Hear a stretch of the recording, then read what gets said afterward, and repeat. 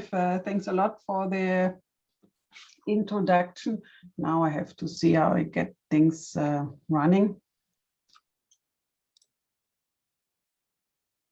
It might take a second before we really see the screen again. That is always a problem here. So please don't be concerned that you don't see anything for the moment.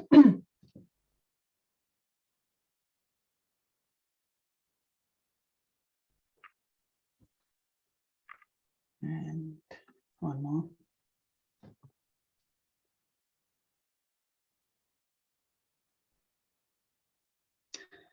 So I would like to thank, of course, the organizers of that workshop, and I would also like to thank Genevieve and others that I'm allowed to speak here at this very nice workshop. It gives me the opportunity to report a little bit on, let's say, questions that we have discussed a lot in the group and also with students. And I would be very happy also to get the feedback from you, because not everything that I present here is, let's say, written in stone. But what we are interested is here the entropic regulation of metabolic processes. Like many of the people here in the audience on that workshop, my, let's say, early career has been very much been impressed by the work of Nicolis, but also his colleague Edda Klipp, self-organization and non-equilibrium systems. That was, of course, very influential. I never had the pleasure to meet Gregor Nicolis, but at least I could listen to a talk of Edda Klipp when I was still a student. That brings me to one of the major questions. Why do we actually do models if we study biological processes? Especially nowadays where we get more and more data, and obviously there's often the idea we could describe everything just by looking at the data. We very often find that it's not possible alone from the data to understand what's really going on.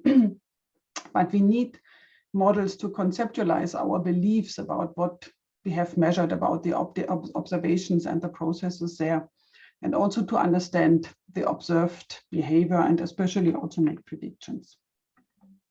For the purpose of this talk, I mean, I just can claim that in my group, we have done a lot of different models for different processes in the cell, including signaling, ion fluxes, assembly of big complexes, regulation on different levels, and also especially metabolism. And one question that is often important there is not just describe what we see, but the question, what is actually really driving a process, why it is going in this direction and not in another direction. Why are, for example, some ions getting into the cell or getting out of the cell? But for the purpose of the talk of today, I would like to focus just on metabolism. And here I would like to use thermodynamics to explain. And just, I mean, as a very basics for those who are not so much into thermodynamics, normally equilibrium thermodynamics, and that it says, just remind you back of the very basic principles here, which is basic laws of thermodynamics. First of all, that we have a temperature and that this is a condition, the equality of temperature for the equilibrium of two systems, that the energy in a system can change either by uptake of heat or by work, and last not least, second law of thermodynamics, now we're getting there, that entropy is important as a state variable. And normally, if we have an equilibrium system, reversible processes, then we can calculate the change in the entropy just by the heat, or change in heat divided by temperature. And if we have irreversible processes, yeah, then we have, of course, an increase in the entropy.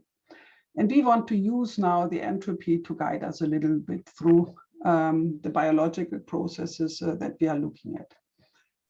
What we know, still very basic textbooks, and that is unfortunately often also where most biologists stop, is that, of course, we have a change in entropy. And if we have isolated systems, then of course there is no exchange of the entropy or of anything with the environment. That means what entropy can only do is that it can increase until all the processes have stopped, and then we have a maximum of the entropy and no change over time anymore. And as I said, that is unfortunately where most biology textbooks stops. What we of course have in biology is that we have open systems. Systems always exchange matter. Systems always also exchange entropy with their environment. And that of course means that we might have signs of the entropy in these systems going in both directions. Yeah? If the uptake is higher, then it increases, but if there is a lot of export of entropy out of the system, coupled, for example, by import or export of mass to the system, then we can have also an increase or a decrease of the entropy in the system, which can lead us to understand the behavior that we see there. Okay, and with this, let's say, very basic introduction, I would like to focus a little bit on the dynamics of entropy in metabolism. We are, of course, not the first using thermodynamic constraints or thermodynamic principles to try to explain, let's say, what are directionalities in metabolism.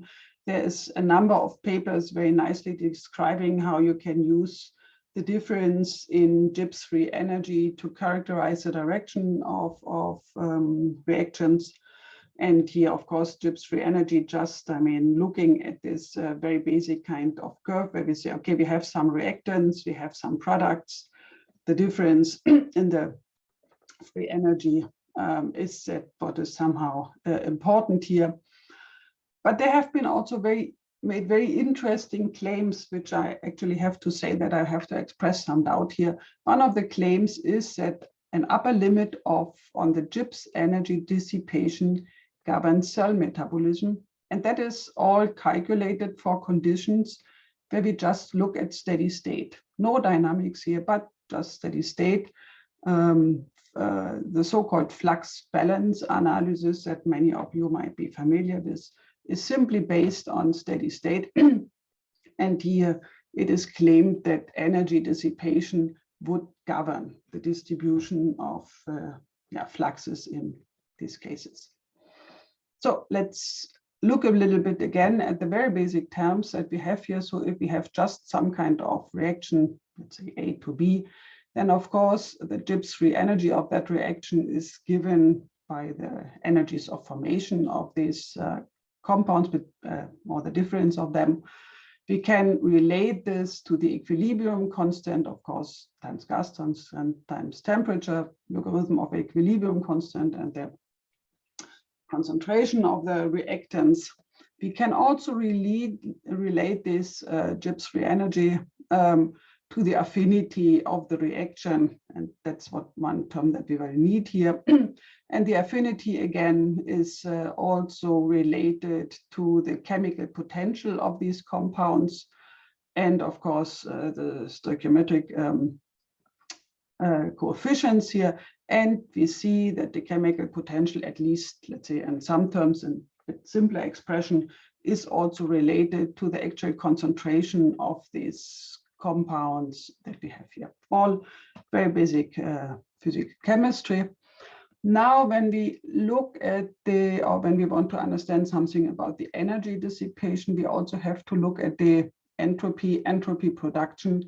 And here, not only in steady state, because in steady state we are anyway at some maximum, but we want to look farther. And typically entropy production is given by the processes that are happen, and it's typically the gradients or the force that is somehow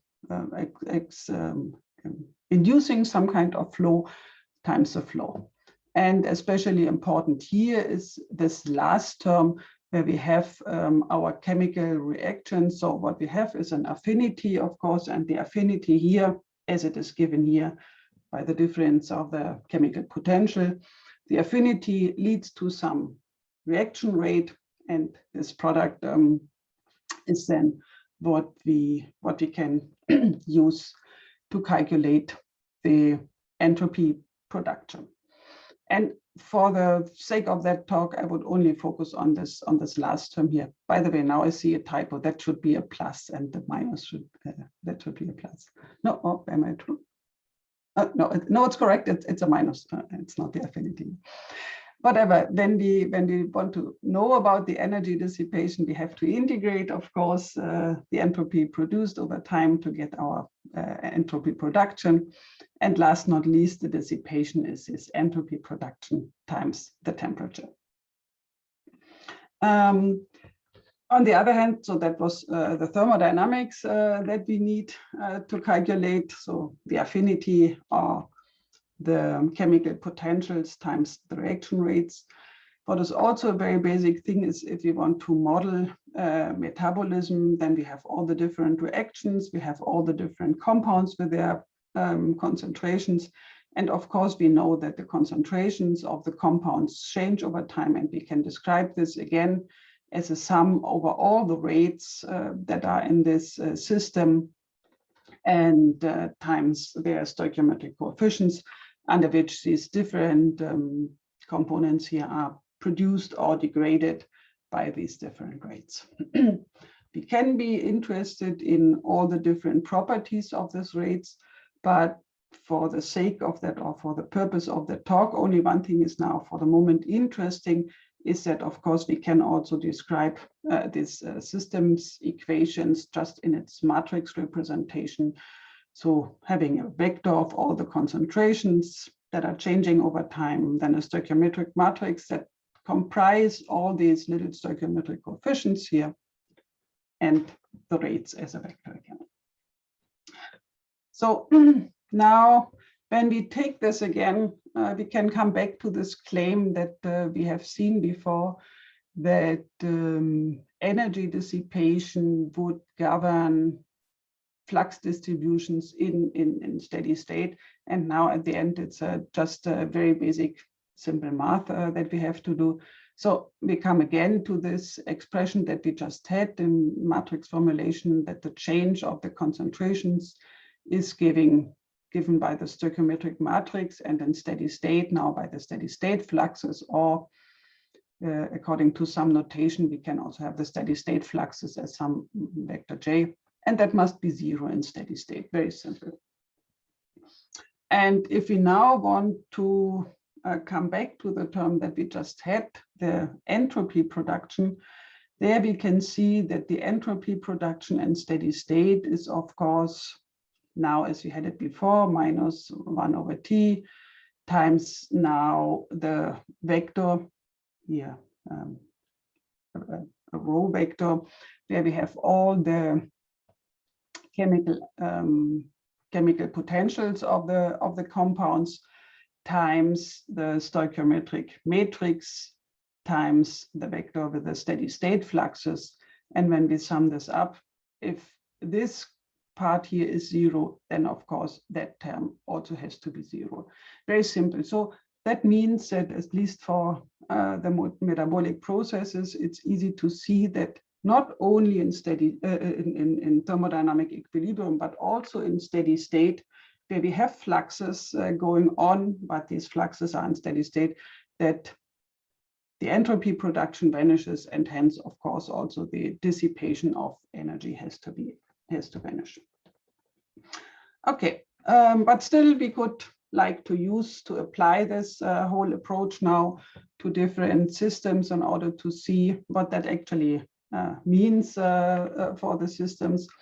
One thing, of course, is that in biology, we often consider that we have pathways, for example, and in order to simulate them, we assume that we can keep constant these external compounds here. They are often by something that we don't care much about, because, for example, the last compound is just taken away, or we have a constant supply by the first constant. We don't care.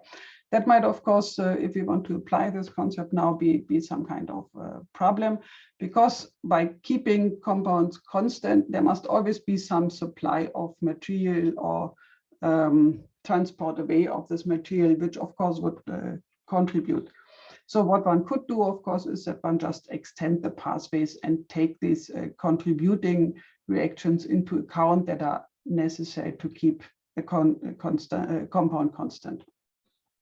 That, of course, also works for, let's say, more complicated networks, not only a little linear pathway. And what we then have to consider, of course, is that the total entropy production is what is produced internally times that what is either exported or imported from the external.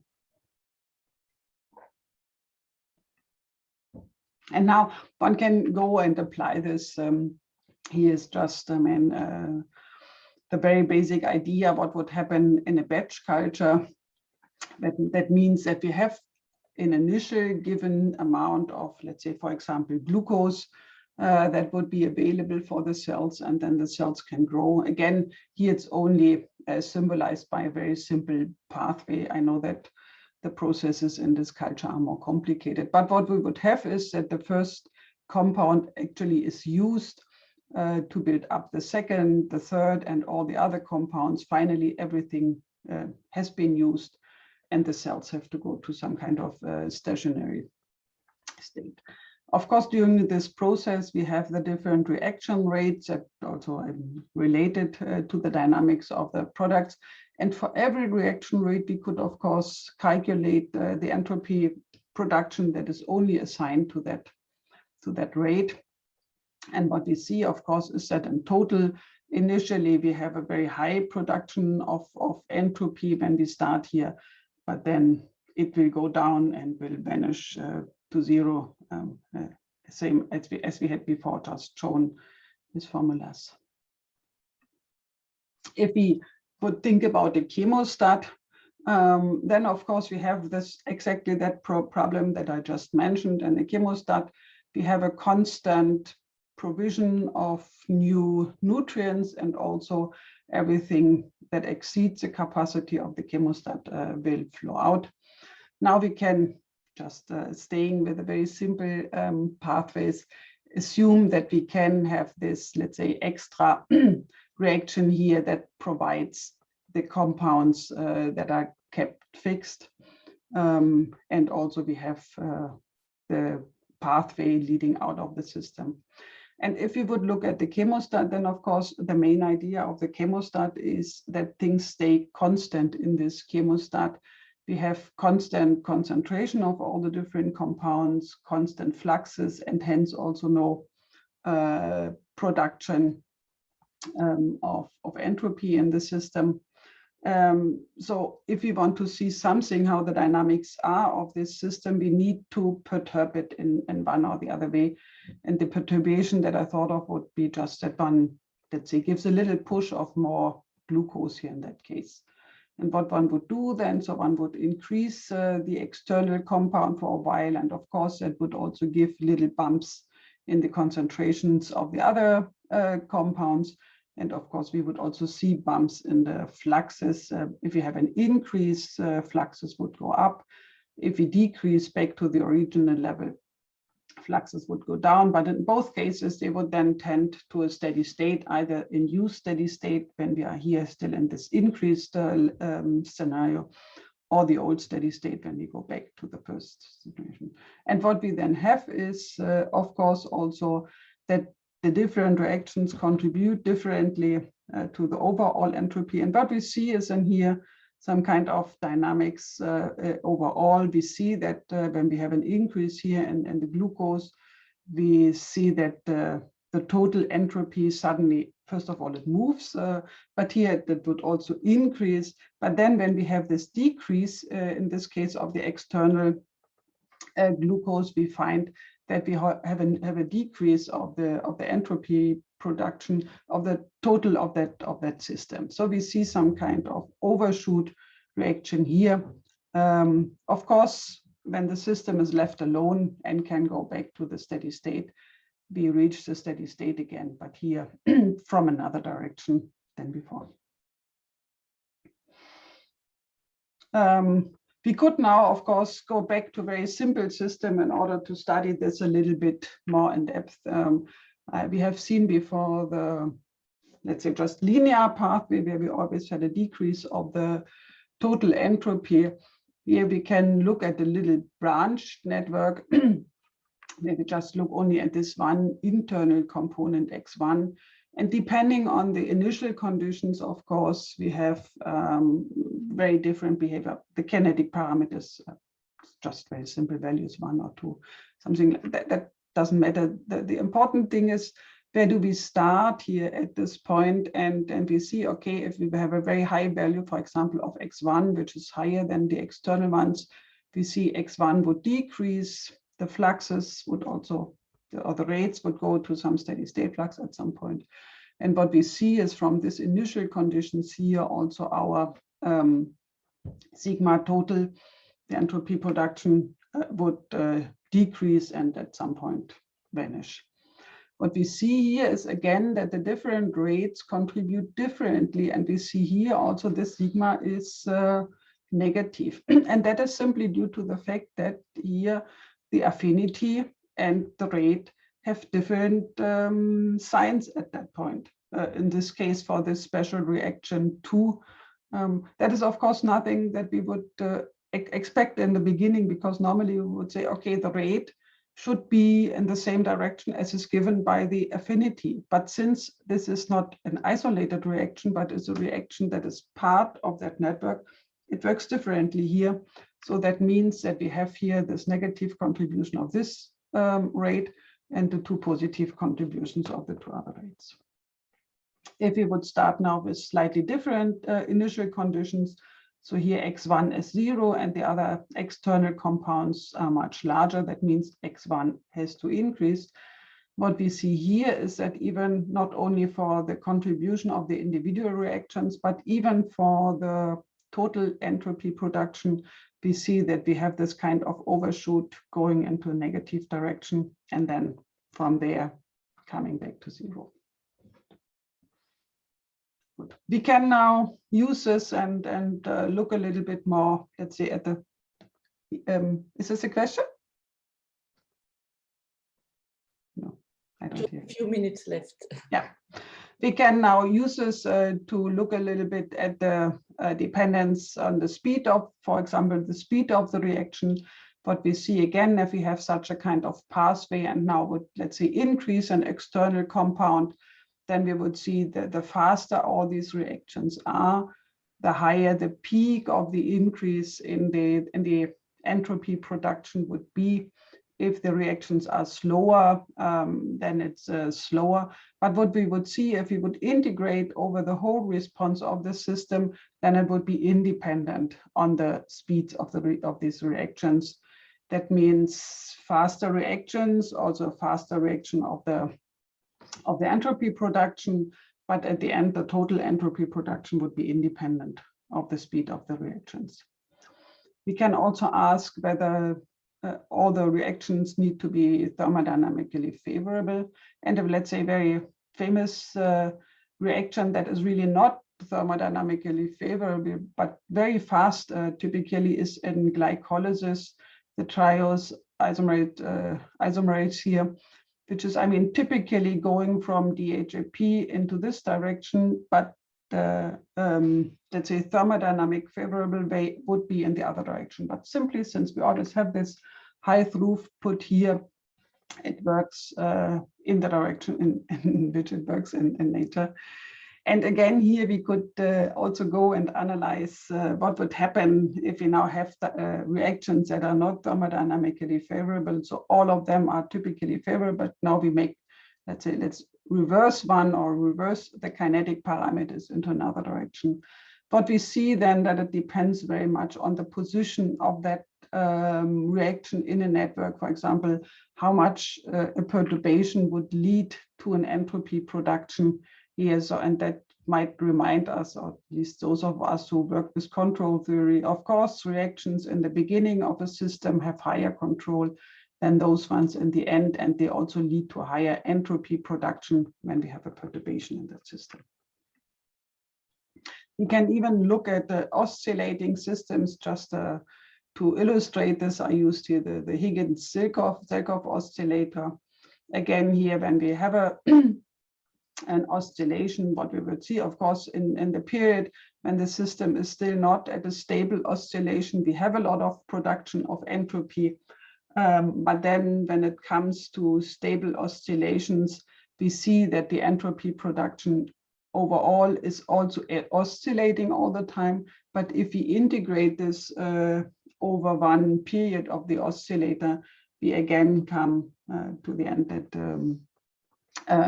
the entropy production over this one period also vanishes.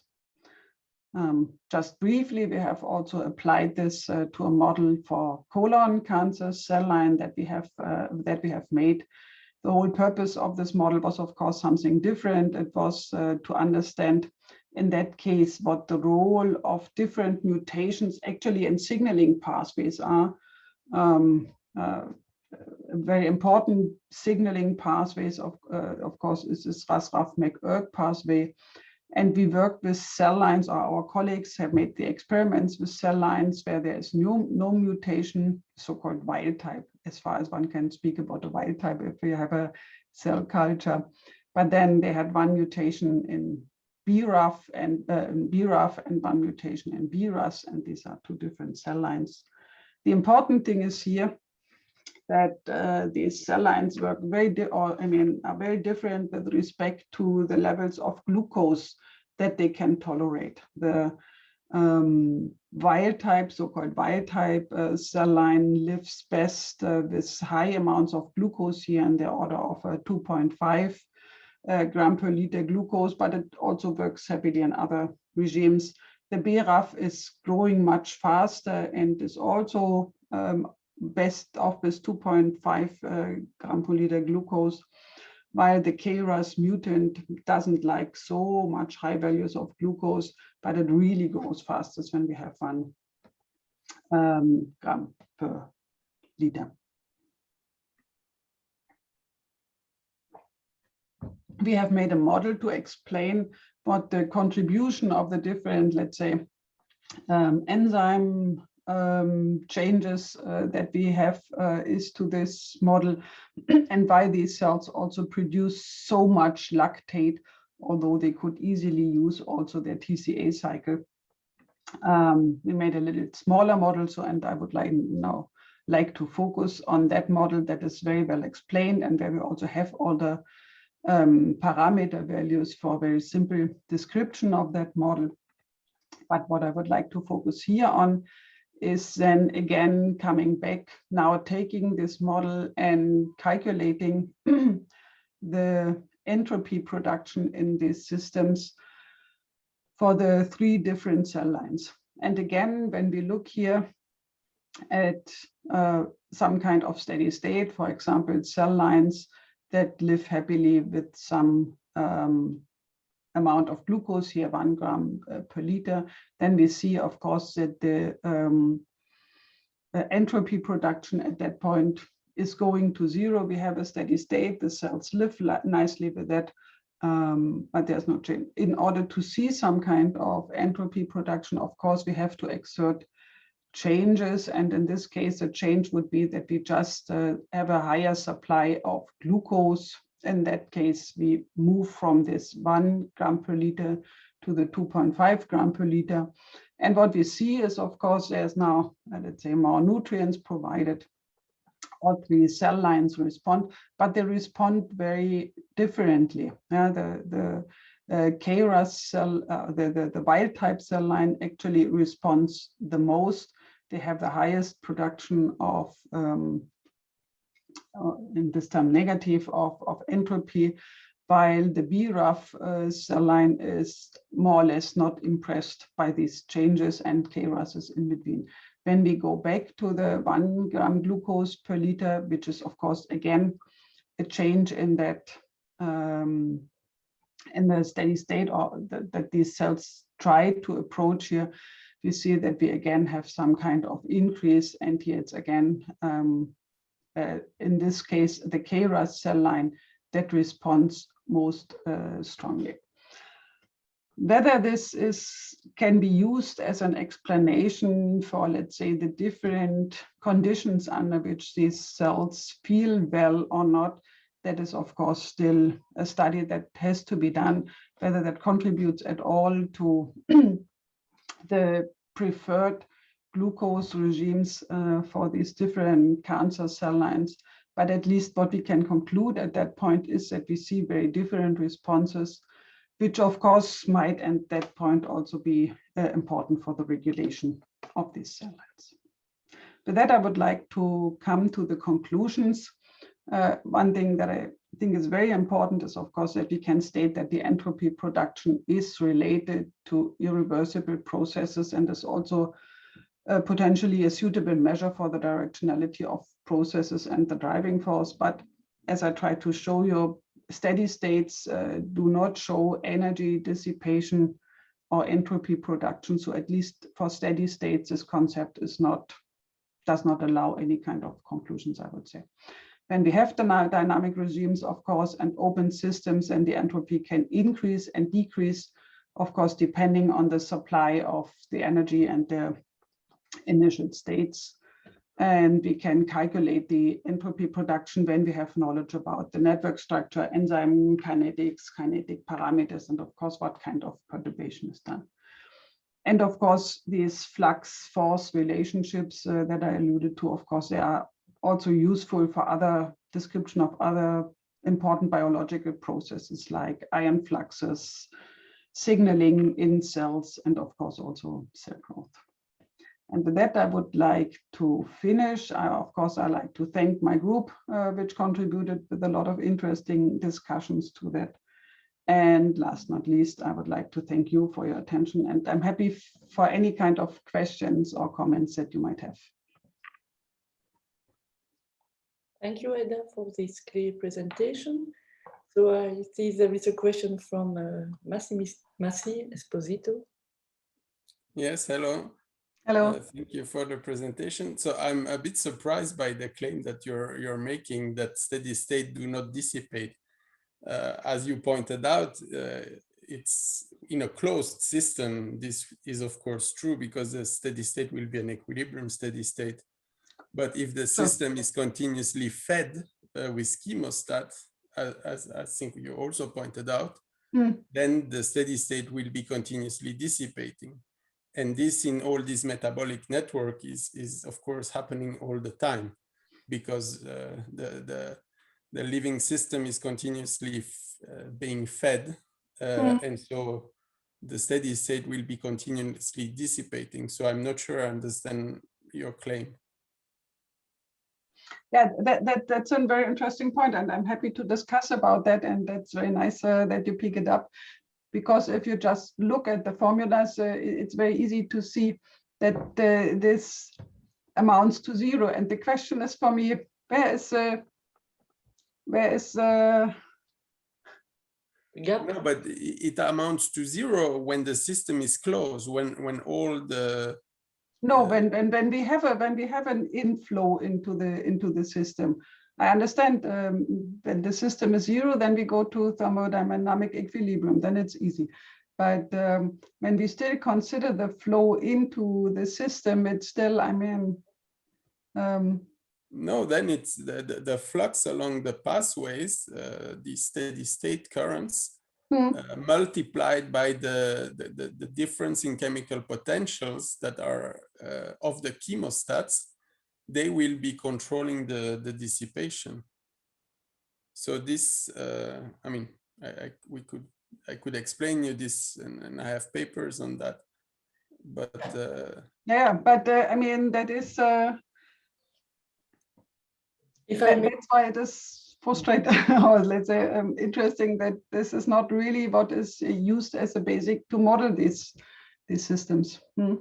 If I may interrupt, I propose that you continue to discuss about that in the parallel session. Yeah. And maybe we'll take a last question from Pierre Gaspard before ending up the session.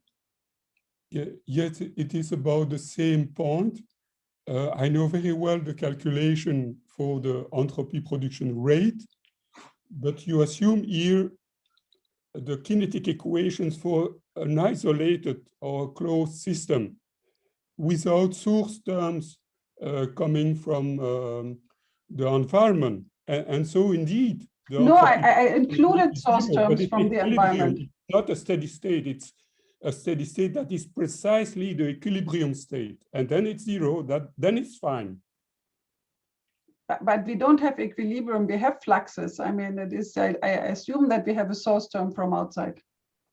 But then you need to modify the kinetic equations for the concentration as well to include Yes, of course, influx and I do. outflux. I do.